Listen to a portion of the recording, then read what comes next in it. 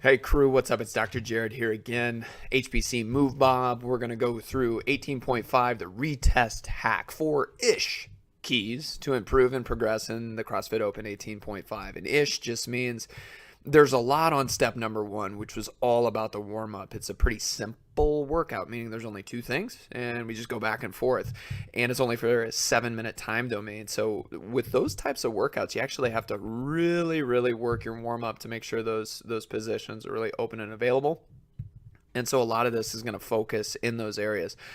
What I really want you guys to know is I'm going to kind of fly through this. So if you have specific questions and saying, I didn't really understand what you were talking about that, just hit me up in the comments, hit me up in social media. If you got my text, hit me up on my phone. I don't care.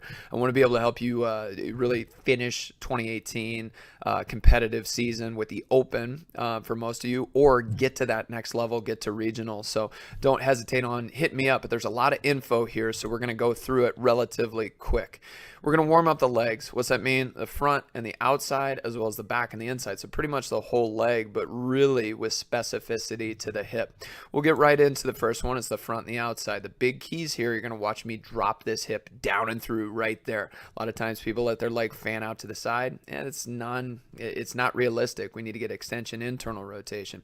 You saw me pat my stomach there. That's a really important thing in terms of holding the rib cage down. So you're getting the stretch through the front part of the hip and not anything through the low back, or just not feeling anything at all. This should be an incredible grind on the front part of the hip. Now we'll go to the next one, which is the back and the inside portion of the leg. The previous one was kind of for the thruster push press, as well as for opening up in our kip. This one's going to be more for finishing that bottom position of the squat, making sure I got enough hip range of motion that things feel real good and solid there. You see I'm pinning my knee back with that arm, driving chest forward. I'll grab the foam roller here in a second to get a little bit of elevation to make it very realistic. And even when my daughter comes over to tattle on the boys for doing things, I can still parent, Don't hesitate to be a good witness for your kids. They got to get good at their fitness as well. And if you're good at it, I guarantee you it's more about nurture than nature. So they'll pick it up if you throw it out there. Now, key number one continued. We're going to warm up the midline, the front rack, and the overhead positions. We're going to do that with the foam roller, and we're going to do some things that are just based on the ground. So making it easy for you here. Now, there's a lot of things that people do on the thoracic spine that we're going to skip. You can go through your normal routine, but here we want to say, hey, the overhead position right here, spending time opening up through those shoulders, through the scaps. You can kind of roll over on each one and isolate a little bit more, but you want to make sure that position for the thruster and the chest to bar is totally open, totally available. Hey, Ayla. Good to see you again. Now we'll go through the thoracic spine and onto the lower thoracic spine, maybe even into the lumbars there. We're thinking, hey, I got to stay tight through my stomach and globally extend. A lot of people, when they do this, they'll let the rib cage flare and they'll just hyperextend through the back. Here you see I'm trying to get long there with the legs to mimic that long position, generating a lot of tension to the front part of the body and avoiding compression. So if you're getting compression or pinch in the low back or in the back anywhere, you need to back off of that one and progress on a little bit more slow pace. We move the foam roller down, so again we can attack that front part of the hip, make sure everything's nice and open for the thruster, everything's nice and over for the kip, and coming through with the butterfly, so everything's nice and easy and smooth there. Now we're going to start to work more of our front rack position here. And we don't even need yet the foam roller. We're just going to find the ground. The biggest thing here is hands on the outside part of the shoulders. Thumbs are kind of pointing in towards the ears and the fingers are pointing down towards the feet. I'm in a front rack-like position there. I'm just going to go through it one more time. Really just want to say, hey, it's a front squat type position. So hands are there. You're going to want to flare with your hands. Palms won't want to go down. Elbows are going to want to flare down. Just think hand position needs to be realistic. Elbows need to be in and tight. And we need to make this a little bit of a grind so it's easier when we get a barbell in our hands. Now we progress on to the chest to bar. We talked about this a little bit, about utilizing a deficit push-up to open up the chest.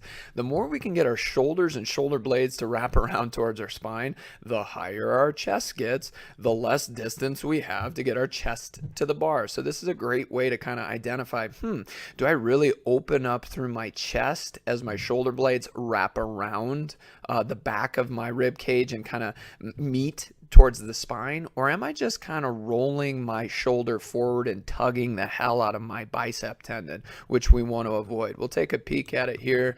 You'll see I'm going to get into this nice hollow position. Can you be higher? Sure.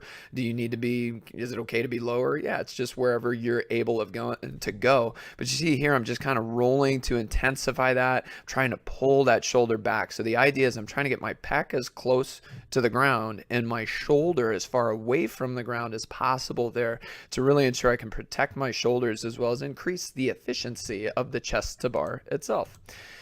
Now we'll go into key number 2. Yeah, more stuff about the workout. Nope, nope. We're just actually going to intensify our mobilizations for better positioning. We're going to talk about better positioning at the bottom of the squat and better positioning for the front rack, because that's where we believe if you're able to get to a nice comfy bottom position in the squat, you're able to maintain a nice smooth front rack, then life is going to be pretty awesome for you in this workout. You struggle with those, it's almost like 4 times inefficiency, because you're really working super duper hard, high time under tension in areas that we should actually be resting. So enough talk, we'll get into it here.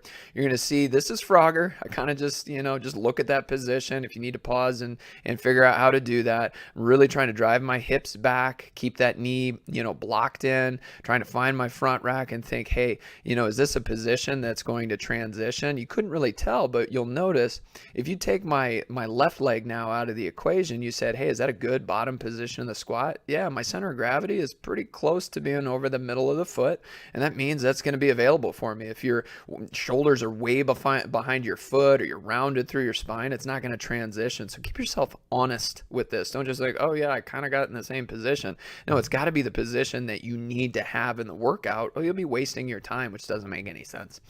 Now we're going to go to a more intensified way to mobilize the front rack position here, and you're going to see what I call the insecto roll. And that just means you kind of look like an insect when you do this. But the big thing is I want a ton of range of motion through my upper extremity, but I need to kind of simulate the front squat position with the lower extremity and keep a bunch of tension through my spine so that I'm not hyperextending anywhere.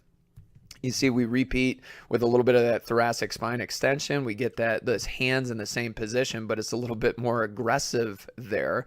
The whole time, though, I'm really thinking about this rib cage area and ensuring I'm not flaring too much there. I want to stay nice and tight. So I'm globally extending. I'm in a front squat-ish shape, and it's really trying to do a souped up front rack position. So that's easy and available for me. Why do you think that's important? Great job, by the way, of my lovely wife warming up her chest to bar. She's amazing.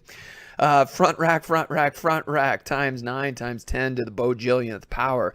It's all about your front rack in this workout. You have a great one that you can find a lot of rest with in your thruster. You'll be able to press through the thrusters fairly well, and you'll have time to be able, or not even time, you'll just have energy to take into your chest to bar instead of being just totally smoked through your arms. So we'll look at this and just kind of see a couple of key points. Get into a real good front rack, find a little rest at the top. Again, the front rack on the way to the bottom, hold it on the way down from the top. Right there is an important part, as well as right there in the bottom position. To have those two areas where we're really finding a smooth and efficient front rack, it means I can almost relax my arms from the point that the bar hits my chest on the way down to the point where I pop my hip on the way back up. That, for some of you is going to be very foreign. For some of you, it's like, oh, I think I can do that. You'll notice that, yeah, you can just start walk over and start mashing out your chest to bars, because you're not keeping your arms under high amounts of tension, and that's why the front rack is so important. And I'll finish up here. Key number 3 is a wise rest. With the thrusters, no more than 1 to 2 breaks until the end, meaning try and get those babies done, a set of a 9 and 3, or maybe, press that 12 set, or press that, set of 9, and then ensure, hey, when things are falling apart, make sure you get that big one. Make sure you can break it up into 1 at the max 2 sets, because it's just going to minimize your rest. You're going to have rest in transition here, and you just want to have a lot of time to kind of piece those reps together at the end. With the thruster, rest at the top. We talked about that. There's less tension there. You can gain a little bit more recovery within the thruster itself. Number 3 is no less than 3 to 5 reps to finish a round, because we don't want to be doing a set of 2. at the end where we had to rest and then we do a set of 2 and then we have to rest again. No, really try and kind of press those last 3 to 5 reps. Be very strategic, kind of know who you are with that. I know for me, I rested like 4 times and did a set of 2 at the end of my 18, which was just dumb. If I grind through those, I take 2 breaths and then I can get 5 chest to bar instead of 2 chest to bar. I do that in certain other areas and it opens up a lot of time to piece together some fast repetitions, which is what it's all about. The chest to bar, big set, then a little set, and then go to singles that are really fast, and then go. Doing it this way will minimize your rest, and it will really kind of relax your arms, especially when you're going into your singles. It will spike your heart rate, but make sure you let go of the bar after your chest hits the bar. You don't control yourself down, so you're actually resting your arms, and you can walk right back into your thrusters.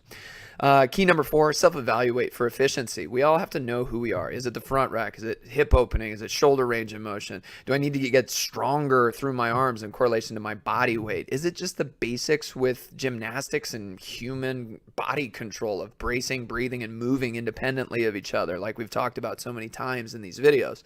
Is it just my pull-ups and my chest to bars need to progress because of the previous 2 or the previous 3? Is it the bottom of my front squat where I'm just burning so much? Think about your first test. Think about where everything went wrong, and then you can take all of these mobilizations and maybe hit just 2 or 3 of them really, really hard so that it unleashes a gateway of improvement for you. That's what this is all about, is not just saying, well, so-and-so said this, so I did it, and I don't know what happened. It's more, hey, I need to self-evaluate. Who am I? Where am I getting blocked? What are the couple of things that I need to do to really blast through that and crush it? And then when you do, everything else gets a heck of a lot easier. Where if you're just kind of thinking, well, it's the generic warm-up and that should do it for me, no, that doesn't really get the job done. You have to take it several steps deeper, and hopefully this has helped you kind of realize that, and it gives you a little bit more capability to plow through.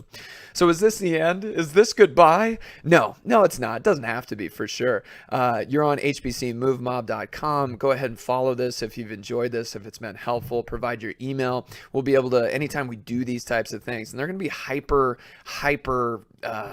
productive, meaning I'm not just going to start inundating you with crap. I'm going to say, what am I seeing with the people I'm treating? What am I seeing with the people I'm coaching, with people I'm training with, and what would help the mass community? I want to get a lot of free information out there still.